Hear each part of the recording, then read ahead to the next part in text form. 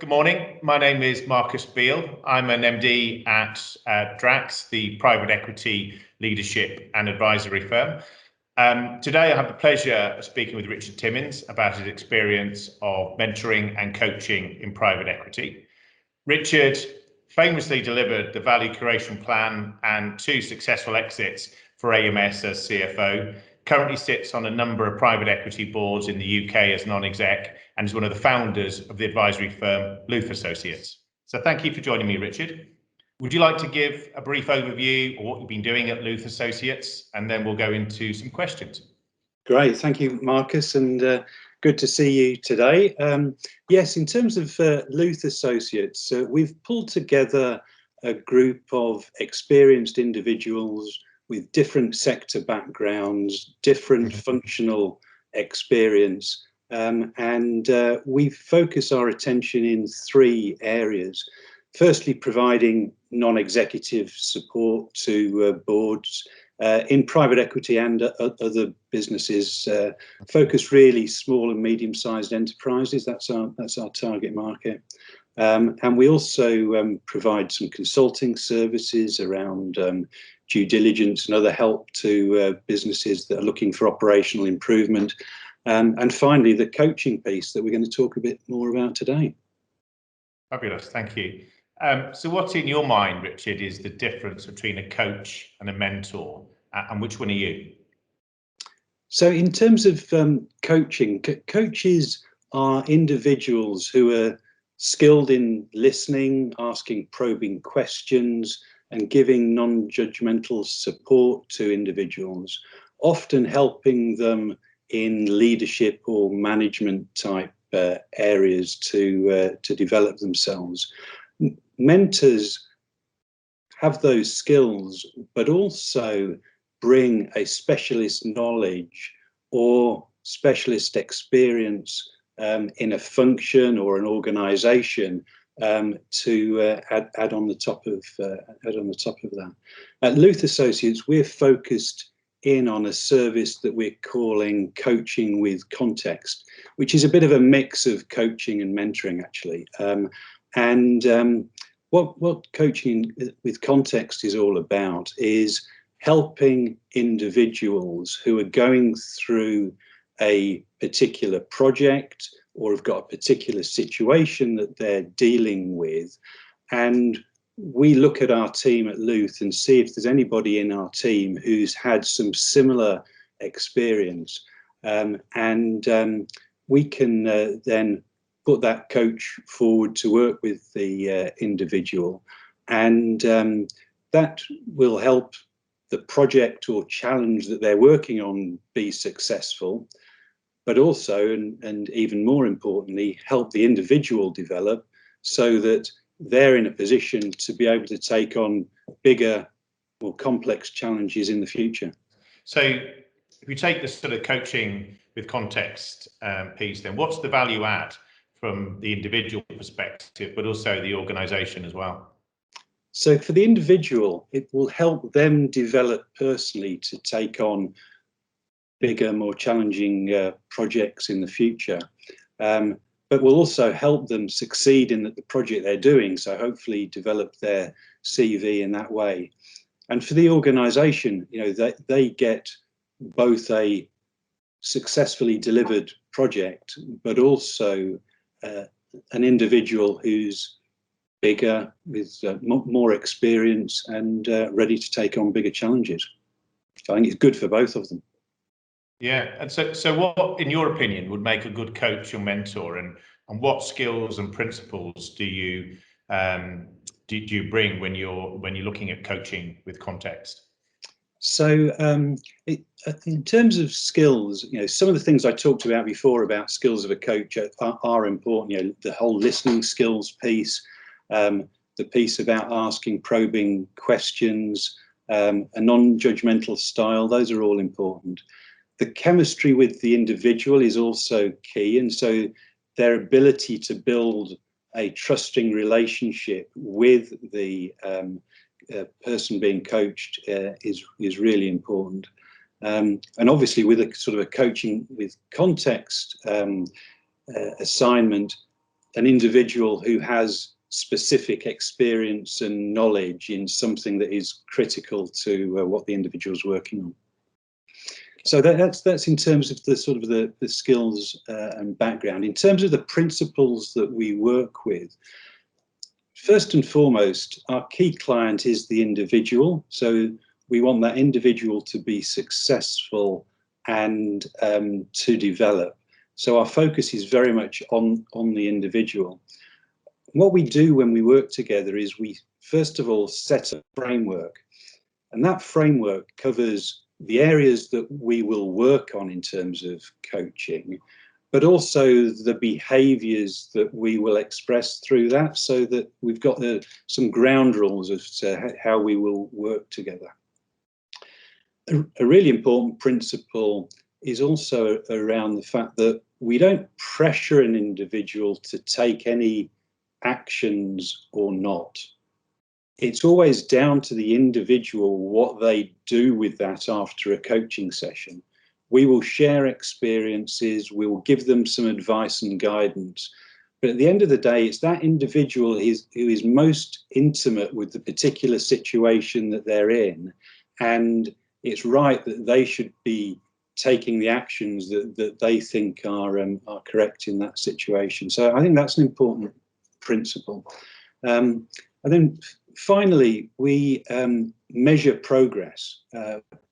We set up the areas that we're going to work on, and also how we will measure the outcomes of that.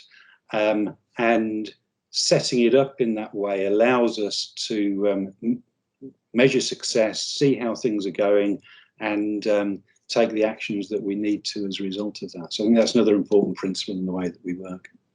Yeah, sure. So as an individual, as a client, how can you maximize the engagement with coaching with context? So the ones that it's easiest to work with and where we see more development is where that individual is more open with us, where they're able to talk to us about the real issues they've got and what they're really thinking about them. Those who are also willing to listen and engage in a constructive conversation.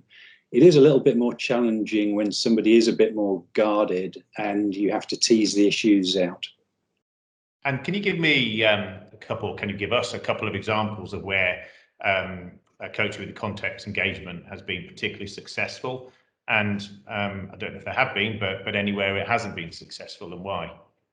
Yeah, so sort of examples where it's been successful. We've seen individuals develop their career, improve their relationships with some stakeholders around them, which is often a key element actually as to how we work with people. We've seen situations where individuals have successfully delivered projects that they were working on. In terms of areas where we've been less successful, fortunately, we haven't had any yet. We're still developing our coaching with context approach, and so numbers are quite small at the moment, but no, they've all been successful so far. And you know, the downsides are where an individual doesn't progress at the pace that you'd want them to. Yeah, that'd be my thoughts on that. And in a coaching with context engagement, who engages who? Does the individual engage you, or is it the sort of the corporate client where that individual works that engages you? So we've had approaches from PE houses, from the companies themselves, and also from the individual. We're always keen to have an early conversation with the individual, though, because it's only then that we can really assess the personal chemistry. Is that going to work? Is there really a fit around the experience that is going to be successful for both sides? And so we need to talk to the individual. In terms of the formal engagement, it's normally with the company, so it's the company who will normally engage with.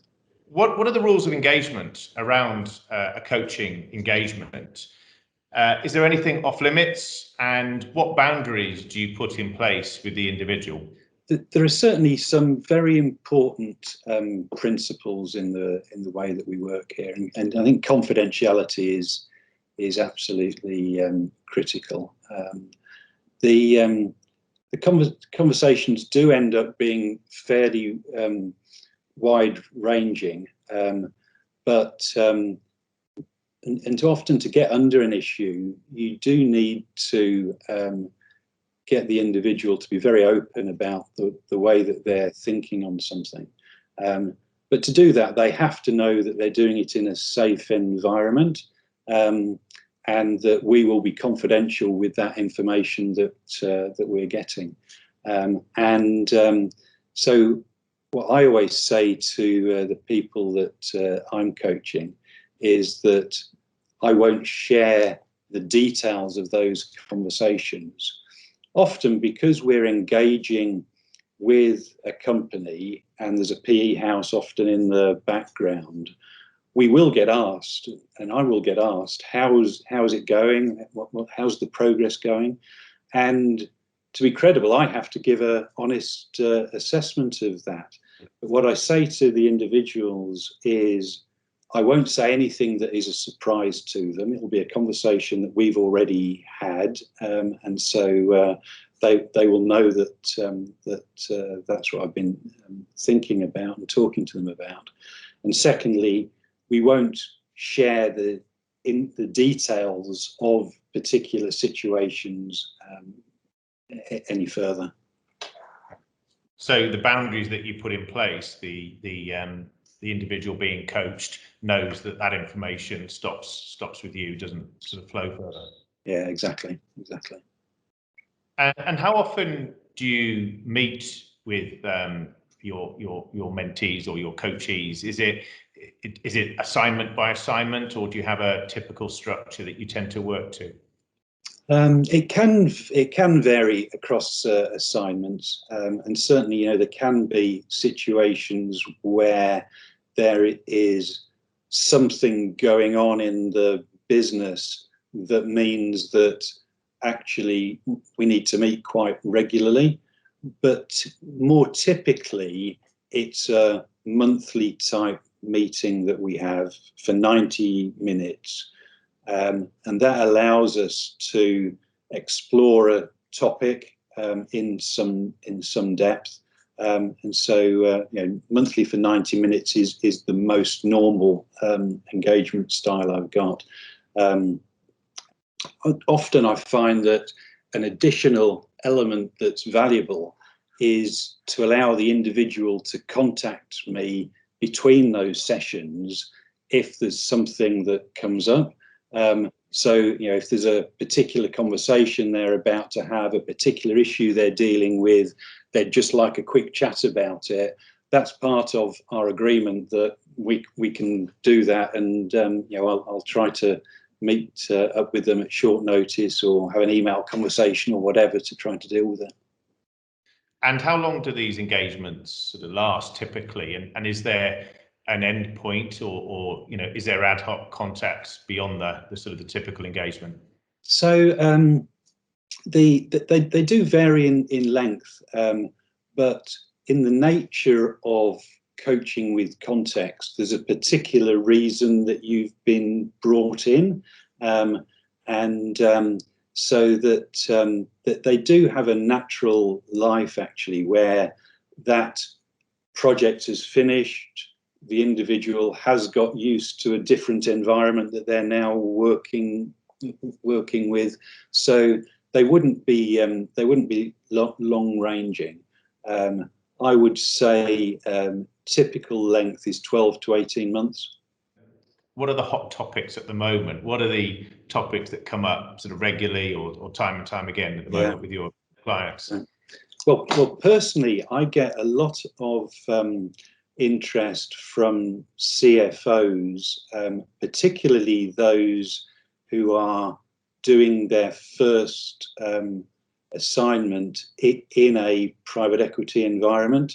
So they're typically an experienced CFO, clearly shown that they know how to deal with that role, but have their first private equity engagement. And given my private equity experience, that is a good fit.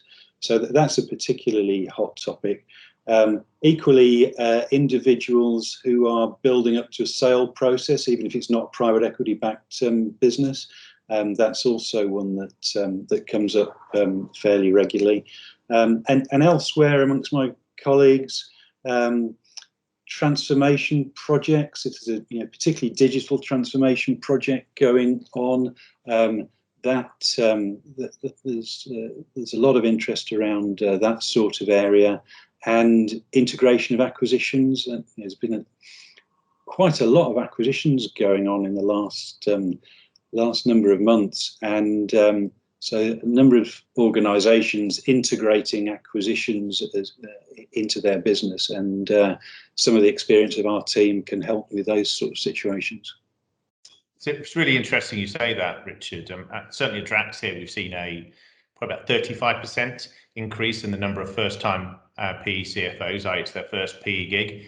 And normally associated that is a request from the PE house to give that individual access to somebody with experience as they go through their value creation journey and move that business to an exit. So that doesn't surprise me.